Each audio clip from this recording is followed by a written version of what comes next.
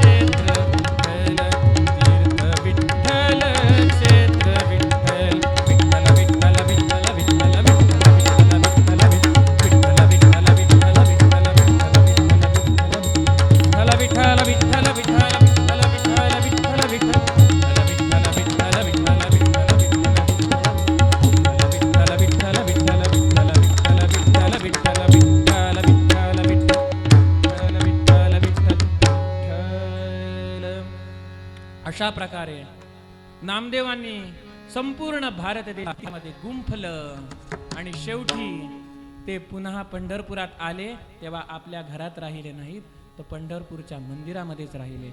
आणि शेवटी पंढरीनाथाकडे त्यांनी एकच मागणं मागितलं, काय? तुझ्या भक्तांच्या पायाची धूळ माझ्या मस्तकी लागू दे, असं मला स्थान दे. पंढरीनाथाने त्याला पायरीचं स्थान दिलं. संत नामदेव महाराजांना पायरीचं स्थान दिलं आणि त्या पायरीवरून संत नामदेव महाराज समाधिस्थ झाले, अदृश्य झाले. आणि ती पायरी आज पंढरपूरचं मंदिराच्या बरोबर समोर तिथे नामदेव पायरी म्हणून ओळखली जाते. म्हणजेच काय, निष्ठावंत भाव आपला जर असेल, भोळी भक्ती असेल, निष्ठावंत भाव भक्तांचा स्वधर्म, निष्काम भक्ती असेल, आपल्या जीवनात निर्धार असेल, तर त्या भगवंताचा आधार असतो. नाहम प्रकाश सर्वस्य योगमाया समावृत. कोणाही समोर, अनधिकाऱ्यासमोर तो प्रकाशित होत नाही, अधिकारी व्यक्ती समोर तो प्रकाशित होतो. तो अधिकारी व्यक्ती जो नेहमी भगवंताचं चिंतन करत असतो. युंजन्नेव सदात्मानम योगी नियतमानस, असा हा भक्त, नामदेवांसारखी आपली भक्ती असेल, त्यांचा अहंकार बाहेर गेल्यानंतर, गुरुची भेट झाल्यानंतर त्यांचा अहंकार गळून गेला आणि त्यानंतर जी त्यांची शुद्ध भक्ती होती, त्याप्रमाणे आपली भक्ती असेल, निष्काम भक्ती असेल, निष्ठावंत भाव असेल, तर तो भगवंता आपली कधीच उपेक्षा करणार नाही. म्हणूनच पूर्वरंगाच्या अभंगामध्ये संत तुकाराम महाराज आपल्याला सांगतात,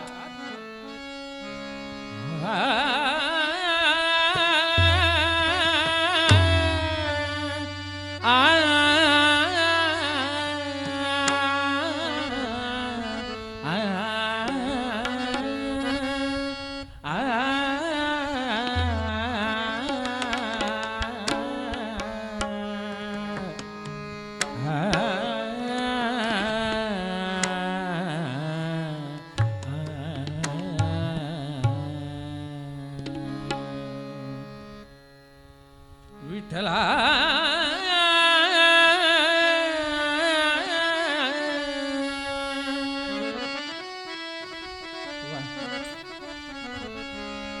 निष्ठावंत भाव भक्तांचा स्वधर्म, निष्ठावंत भाव भक्तांचा स्वधर्म, निष्ठावंत भाव भक्तांचा स्वधर्म.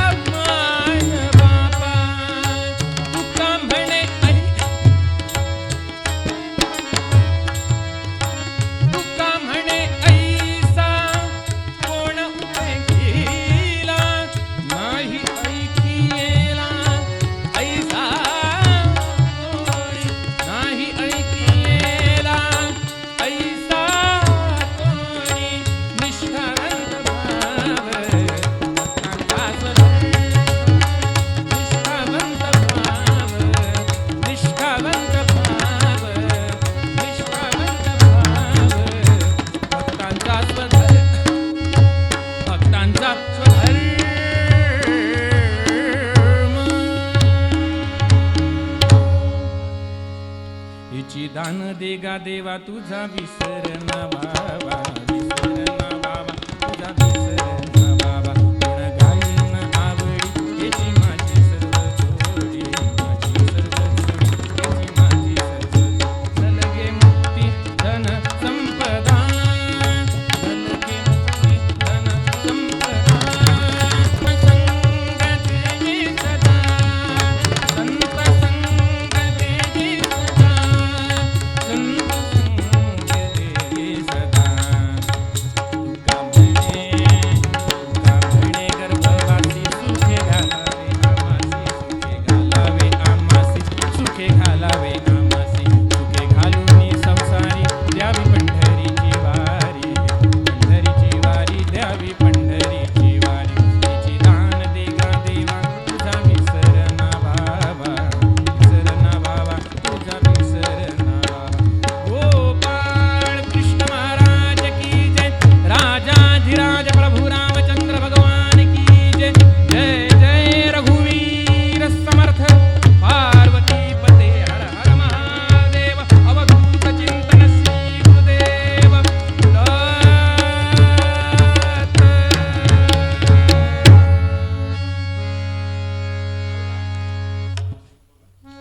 श्री बबन नाईक यांच्याकडून माझ्यासाठी हे 200 रुपयाचं बहुमोल असं पारितोषिक आलेलं आहे.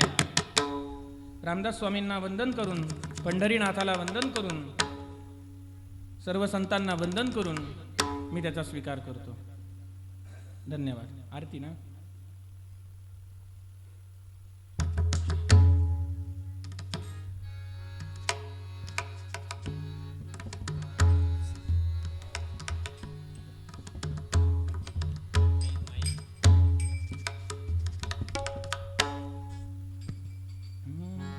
सुख करता दुःख हरता वार्ता विघ्नाची,